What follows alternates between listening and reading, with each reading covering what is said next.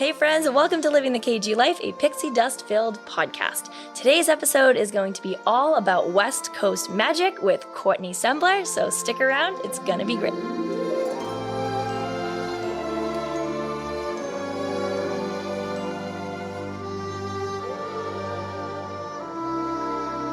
All right, Courtney, you can say it. I know you're holding it in. West Coast, best coast. I can't. Thank you for giving me that opportunity. But yes, West Coast, best coast. All right. I think that's a perfect way to kick off this episode. So today we have Courtney Sembler with us, who's going to talk all about the West Coast magic of Disneyland. So Courtney, kick us off. Tell us who you are and what you do.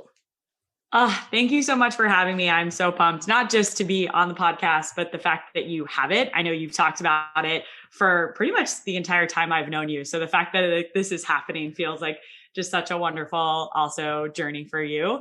But as you said, I'm Courtney Sembler. I look after HubSpot Academy at HubSpot. It's what I do, but I will say I do a lot more than that. I am based in San Francisco, which means that I am actively going to Disneyland now fairly consistently, which is probably also what I do. If you ask my mother, that's definitely what she does. The right thing to do, really. Exactly. The right thing, whether it's a day trip or multiple days in a row. But I grew up in California, and I was really fortunate that my mom took me to California, Southern California, where Disneyland is, really consistently. As a kid, I had a park pass, I think before I was 2 years old. Oh my God. Which nowadays is just like crazy to think about. But yeah, that's a little bit about me. I'm a big Disney fan, big fan of you and all the information you've been sharing with your audience. So I'm pumped to be here. You're the best. So for everyone listening, Courtney and I work together, and she is basically like, we always say it's like the West Coast version of me. Big West Coast sports fan. So obviously we have like a fun little rivalry there of East Coast, West Coast. If you could see her right now, she is in a Disneyland shirt. She's got zero behind her. She has cups with hidden Mickeys on them. Like, she is fully ready to go. And I'm so proud of you because this is incredible. I had to get that like magic, got to get the pixie dust of your own. You got to breathe that energy into your life, whether or not the pixie dust is there or not. Absolutely. So let's go all the way back. Tell us what your earliest Disney memory is, or what made you fall in love with Disney. Obviously, you said you've been going since you were teeny tiny, but maybe the earliest one that you remember. Yeah, it's such a good question because, to be honest, it all came from my mom. My mom put herself through college working at Disneyland. She went to UCLA and, didn't have a lot of money. And so she got a job at Disneyland. And my mom loves to call this out, but she had the first job at Disneyland where men and women could work together. And she loves that fact. She was the woman on the back of the tram when you were coming from the parking lot to the park. Amazing. And she'd welcome people to Disneyland. She always cracks up about it. In the 70s, men and women couldn't work together at Disneyland. You either had a character or you were working at one of the rides, but like it had to be all single gender, which is crazy to think about now. That's so wild. Which is maybe a little bit of a preview for some of my fun facts about Disneyland. But my first trip to Disney I was 6 weeks old. I don't remember that whatsoever. But my first ride was the Haunted Mansion. Yes. My mom likes to say that's the only time I liked the Haunted Mansion for the next 10 years because I became terrified of it. But really, Disney became the place where I did everything.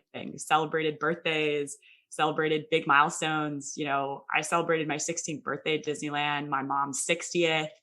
Every time I've graduated for something, we'd go to Disney. I'd say my first real memory at Disneyland, though, was pretty early on. It was a Wednesday, and my uncle and my 3 cousins, my mom, we all went to Disneyland. And it was the first time I got a Disneyland churro. And I ate that thing in T-minus 10 seconds.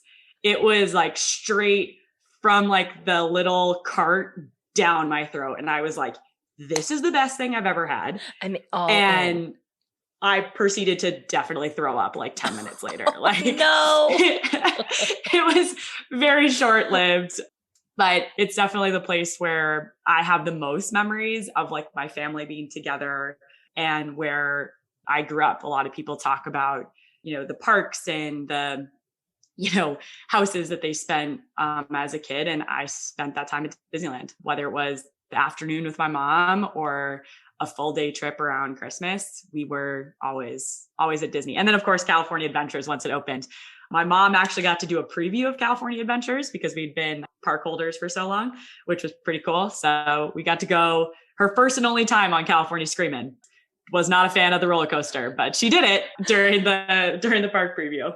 That's amazing. And it's always been so interesting to me, the experience that people have that live close to the parks, because I'm so far away. So it's at least a 3.5 hour flight for me to get to any kind of experience like that. And I was just talking about this with someone the other day. Like, I can't imagine what it must be like to be so close that you can just say, like, hey, I don't have anything to do today. I'm going to go to the park. Like, I wish I had the guts to move to Orlando because I feel like that would just be amazing. But we all know I'm never leaving Medford. So I'm always just so fascinated by that. So I'm so excited to talk about all of the memories and fun facts and things that you know about Disneyland. It's such a joy too, being able to do that. To your point, it's such a different experience. We used to go, and I was just giving this advice to another coworker of when you can go on a non-popular day,